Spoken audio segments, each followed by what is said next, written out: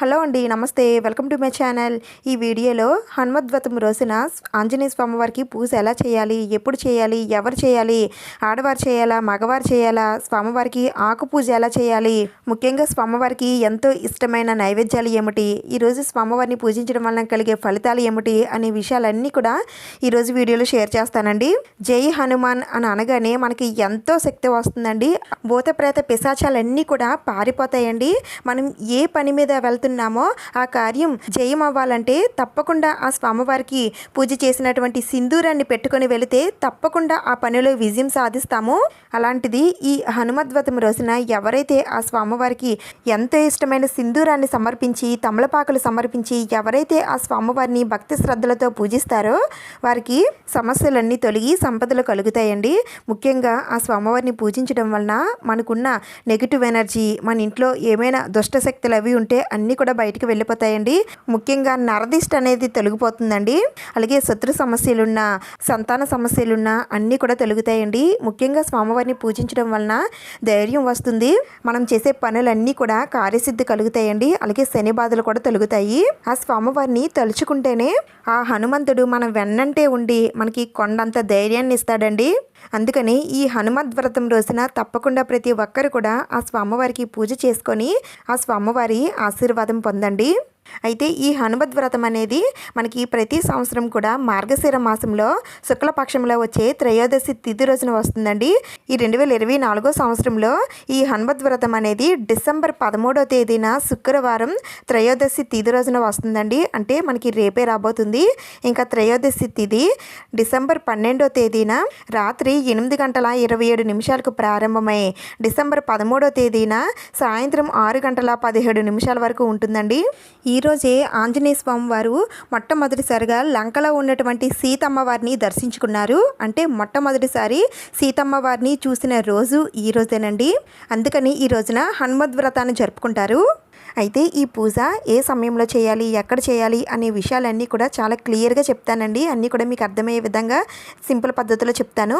ముందుగా అయితే ఇలా ఆంజనేయ స్వామి వారి ఫోటో అయితే మన ఇంట్లో తప్పకుండా ఉండాలండి. ప్రతి ఒక్కరు కూడా ఆ హనుమంతుడు ఫోటోనైతే మన ఇంట్లో కానీ లేదా పూజా మందిరంలో కానీ పెట్టుకోండి. ఇప్పుడు స్వామివారి చిత్రపటం తీసుకొని ఈ విధంగా చందనం కుంకుమలతో బొట్లయితే పెట్టాలండి. అయితే ఇక్కడ ఎర్రని కుంకుమ అయితే వాడకూడదండి. ఆ స్వామివారికి ఎంతో ఇష్టమైనది ఆరెంజ్ కలర్లో ఉన్న సింధూరం అంటే ఆ స్వామివారికి చాలా ఇష్టం అండి. దీన్నే గంధ సింధూరం లేదా గంగ సింధూరం అని కూడా అంటారండి. ఈ సింధూరం పూజా సామాగ్రి షాపుల్లో ఉంటుందండి. ఇలా ఆంజనేయ స్వామి వారి సింధూరం అంటే ఇస్తారు, చాలా మందికి తెలిసే ఉంటుంది. ఈ సింధూరాన్ని తెచ్చుకోండి. అయితే కొద్దిగా ఎక్కువ తెచ్చుకోండి. ఈ సింధూరంతో స్వామివారికి బొట్లయితే పెట్టాలండి. అయితే ఇక్కడ స్వామివారికి వాలాకి కూడా పెట్టాలండి. వాల అంటే స్వామివారి తోక ఉంటుంది కదా, ఆ తోకకి కూడా బొట్లు పెట్టాలండి. 3 కానీ 5 కానీ 11 కానీ 21 బొట్లు కానీ పెడతారండి. మీరు ఎన్నైనా సరే పెట్టుకోవచ్చు. అలాగే నేను ఈ సింధూరంతో స్వామివారికి ఈ విధంగా మాల కూడా వేస్తున్నానండి. అలాగే నేను ఈ పటం పైనే శ్రీరామ అని రాస్తున్నానండి. ఎందుకంటే ఆ స్వామివారిని తలుచుకోవడం కన్నా ఆ స్వామివారికి ఎంతో ఇష్టమైన శ్రీరాముడిని తెలిస్తే హనుమంతుడు చాలా సంతోషిస్తాడండి. అందుకని నేను ఇక్కడ శ్రీరామ అని పటం పైన రాస్తున్నాను. అలాగే తమలపాకుల పైన కూడా నేను శ్రీరామ అని రాసి ఆ స్వామివారికి సమర్పిస్తాను. ఇలా మీరు ఆకుల పైన మీరు ఎన్ని ఆకుల మీద రాయగలుగుతారో అన్ని ఆకుల మీద రాసి ఆ స్వామివారికి పూజ చేసేటప్పుడు ఈ తమలపాకుల్ని సమర్పించవచ్చండి. అయితే సింధూరంతో తమలపాకుల పైన రాసేటప్పుడు ఈ సింధూరంలో నువ్వుల నూనె వేసి కలిపి దాంతో మాత్రమే ఈ తమలపాకుల పైన రాయాలండి.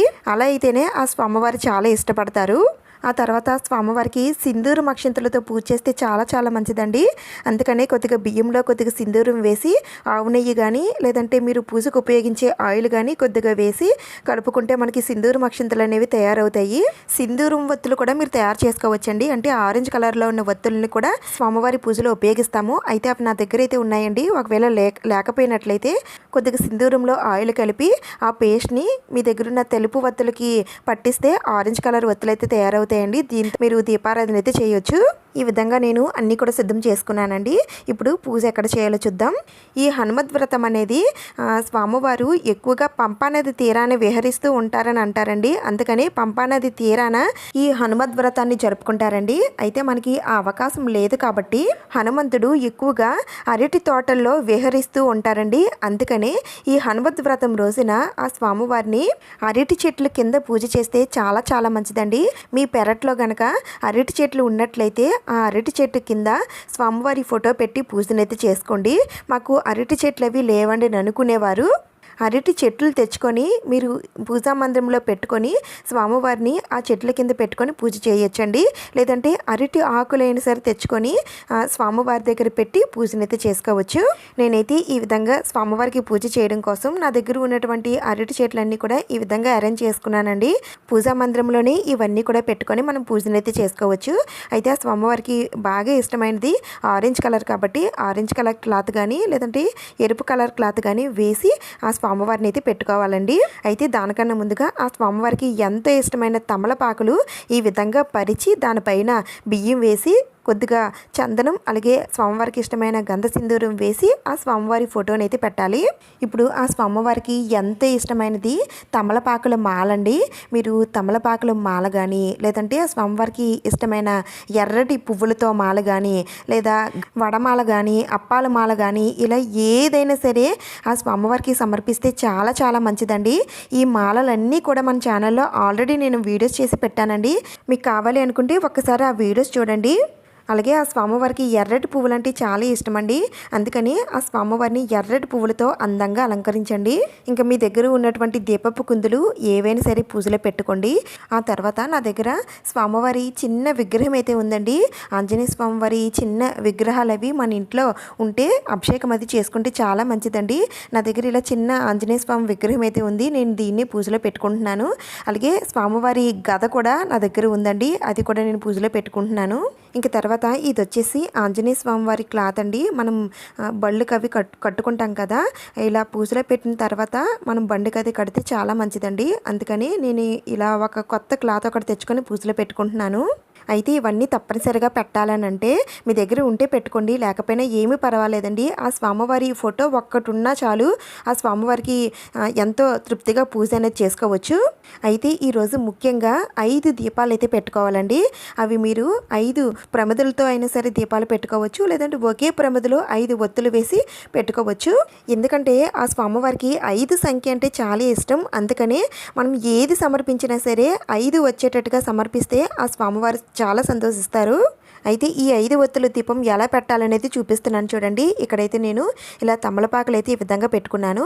ఇప్పుడు ఈ తమలపాకుల పైన కొద్దిగా పసుపు అలాగే కొద్దిగా సింధూరం వేసి దీనిపైన ఒక ప్రమిదని అయితే తీసుకోవాలండి. అది ఇత్తడి ప్రమిద కానీ మట్టి ప్రమిద కానీ ఏదైనా సరే తీసుకోవచ్చు. కొంచెం పెద్దగా ఉండేలాంటి ప్రమిదని అయితే తీసుకోండి. తీసుకున్న తర్వాత దీంట్లో ఆవు నెయ్యి కానీ నువ్వుల నూనె కానీ వడ్డించాలి. ఇప్పుడు దీంట్లో ఒత్తులు వేయాలండి. ఆ స్వామివారికి జిల్లేడు ఒత్తులతో దీపారాధన చేస్తే చాలా చాలా మంచిదండి. మీ దగ్గర జిల్లేడు ఒత్తులు ఉంటే వెయ్యండి, లేదు అంటే ఆరెంజ్ కలర్లో ఉన్న ఒత్తులనైనా వాడచ్చు, లేదంటే తెలుపు ఒత్తులనైనా సరే వాడచ్చు. ఇలా 2 ఒత్తులు ఒకటిగా చేసి ఒక జ్యోతి వచ్చేటట్టు వేస్తాం కదా, అలా మొత్తం 5 జ్యోతులు వచ్చేటట్టు 5 ఒత్తులనైతే వేయాలి. ఆ తర్వాత మీ దగ్గర ఉన్న పువ్వులతో దీపాన్ని అందంగా అలంకరించండి. ఈ విధంగా ఆంజనేయ స్వామి వారి పూజలో 5 ఒత్తులతో దీపం అయితే తప్పకుండా పెట్టాలి. అయితే ఈ పూజ 13వ తేదీన ఉదయాన్నే చేసుకుంటే చాలా చాలా మంచిదండి. ఉదయం 7 గంటల లోపు చేసుకుంటే మంచిది. మాకు కుదరదు అని అనుకుంటే 9 గంటల లోపైనా సరే చేసుకోవచ్చు. ఒకవేళ ఉదయం పూట మాకు కుదరదండి అని అనుకునేవారు సాయంత్రం కూడా చేసుకోవచ్చండి. సాయంత్రం అయితే 6 గంటలకైతే పూజ చేసుకోవాల్సి ఉంటుంది. ఇంట్లో ఈ విధంగా మీరు పూజ చేసుకోలేకపోయాము అని అనుకుంటే గుడికి వెళ్ళైనా సరే ఆ స్వామివారికి ఆకు పూజ సింధూరం పూజ చేయించుకొని ఆ స్వామివారిని దర్శించుకోండి. నేనైతే పూజకు కావాల్సిన సామాగ్రి అన్నీ కూడా పెట్టేసుకున్నానండి. ఇప్పుడు ఇంకా పూజ ఎలా చేయాలో చూద్దాం. ముందుగా అయితే దీపారాధన చేసుకోవాలండి. ఏకాహారతతో కానీ అగరబత్తితో కానీ దీపాలను వెలిగించాలి. మీరు ఎన్నైతే దీపాలు పెట్టుకుంటారో అన్నీ కూడా వెలిగించేసుకోండి. అయితే ఈ 5 ఒత్తుల దీపం అయితే వినాయకుడి పూజ అయిన తర్వాత వెలిగించండి. ఇక్కడ నేను వినాయకుడిని పెట్టలేదండి. మీరు మాత్రం తప్పకుండా వినాయకుడిని పెట్టుకొని వినాయకుడికి పూజ చేసిన తర్వాతే ఆంజనేయ స్వామి వారికి పూజనైతే చేయాలి. ఒకవేళ మేము అరటి చెట్ల కిందే మా పెరట్లో పూజ చేస్తున్నామండి, మరి అక్కడ కూడా వినాయకుడిని పెట్టుకోవాలా అంటే పెట్టుకుంటే మంచిదేనండి. లేదంటే మీరు పూజా మందిరంలో వినాయకుడికి పూజ చేసుకున్న తర్వాత మీ పెరట్లో ఉన్న ఆంజనేయ స్వామి వారికి వెళ్ళి పూజనైతే చేసుకోవచ్చండి.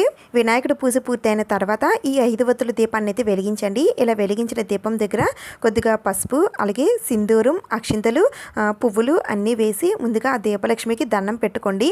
ఆ తర్వాత స్వామివారి పూజనైతే ప్రారంభించండి. ముందుగా స్వామివారికి అగరబత్తులతో ధూపం చూపించి కొద్దిగా అక్షింతలు స్వామివారి పాదాల దగ్గర ఉంచి ఆ స్వామివారికి ఆహ్వానం పలకండి. అరటి తోటల్లో విహరించే స్వామి, ఈరోజు మిమ్మల్ని నేను పూజిస్తున్నాను. తప్పకుండా విచ్చేసి మా పూజని స్వీకరించి మమ్మల్ని ఆశీర్వదించు తండ్రి అని ముందుగా ఆ స్వామివారికి దండం పెట్టుకోండి. ఆ తర్వాత ఆంజనేయ స్వామివారి అష్టోత్తరాలన్నీ కూడా చదువుకుంటూ ఆ స్వామివారికి ఆకు పూజ అయితే చేయాలండి. అంటే తమలపాకుల్ని స్వామివారికి సమర్పిస్తూ పూజనైతే చేయాలి. అయితే ఈ తమలపాకులు 108 కానీ 101 కానీ 51 కానీ 21 కానీ ఇలా తీసుకొని స్వామివారికి సమర్పిస్తారండి. అయితే ఈ ఆకు పూజ అనేది ఎక్కువగా మనం గుడిలో చేస్తూ ఉంటాం కదండి, కానీ ఇంట్లో కూడా చేసుకోవచ్చండి. ఆడవారు, మగవారు, చిన్నవారు, పెద్దవారు ఇలా ఎవరైనా సరే స్వామివారికి పూజనైతే చేసుకోవచ్చండి. అయితే పూజ ఎంత అయిన తర్వాత ఈ ఆకులు ఏం చేయాలనేది కూడా చెప్తాను. అయితే స్వామివారికి ఈ తమలపాకులతో పూజే కాదండి, స్వామివారికి సింధూరాన్ని కూడా సమర్పించాలి. గంధ సింధూరం కొద్దిగా తీసుకొని స్వామివారి పైన నేరుగా వేస్తూ స్వామివారి అష్టోత్తరాలు, హనుమాన్ చాలీసా, సుందరాకాండ ఇలా మీకు ఏది వస్తే అవి చదువుకుంటూ స్వామివారికి ప్రశాంతంగా పూజనైతే చేసుకోండి. ఇవేమి మేము చదవలేమండి, మాకంత టైం లేదని అనుకుంటే ఏమీ పర్వాలేదండి. ఆ స్వామివారి నామం కన్నా శ్రీరామ అనే నామానికి ఆ స్వామివారు కట్టుబడి ఉంటారండి.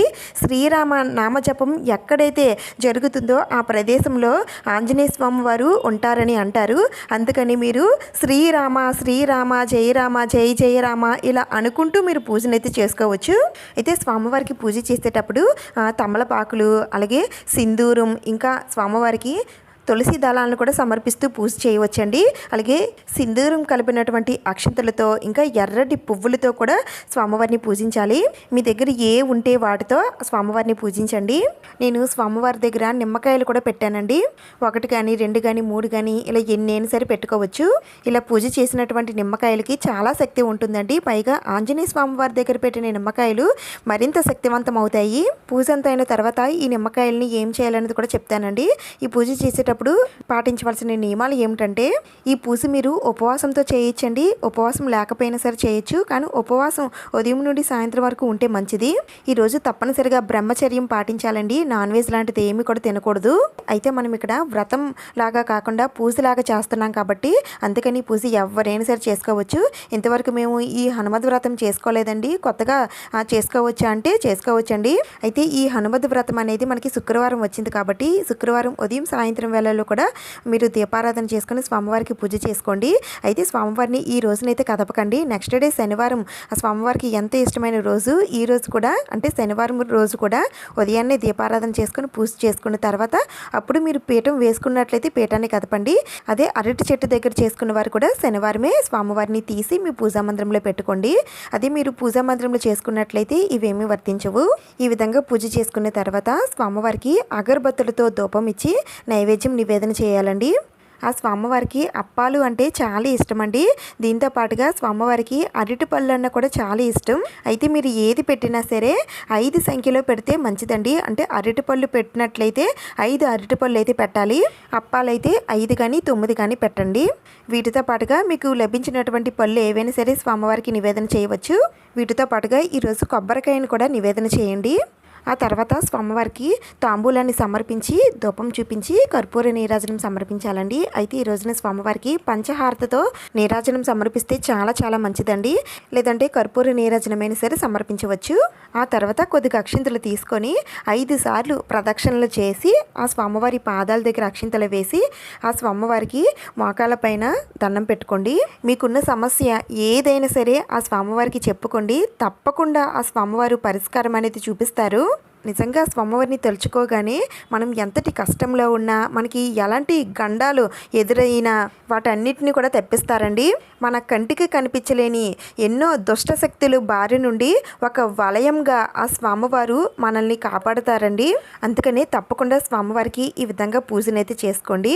అయితే హనుమత్ వ్రతం రోజే కాదండి, స్వామివారికి మంగళవారం, శనివారాల్లో కూడా ఈ విధంగా పూజ చేస్తే చాలా చాలా మంచిది.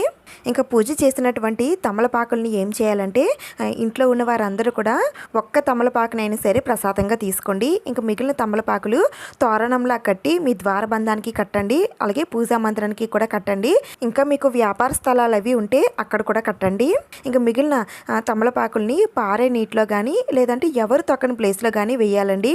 అలాగే పూజ చేసినటువంటి సింధూరాన్ని ఇంట్లో ఉన్న వారందరూ కూడా, అంటే చిన్నవారు, పెద్దవారు, పిల్లలు అందరూ కూడా నుదుటిన ధారణ చేసుకోవాలండి. ముఖ్యంగా చిన్నపిల్లలకి పడుకునే ముందు పెడితే వారికి ధైర్యంగా ఉంటుంది, ఎలాంటి పీడకలలు అవి రాకుండా ఉంటాయి. ఇంకా పూజలో పెట్టిన నిమ్మకాయల్ని మీ ఇంటి ద్వారబంధానికి అలాగే వాహనాలకి కట్టండి.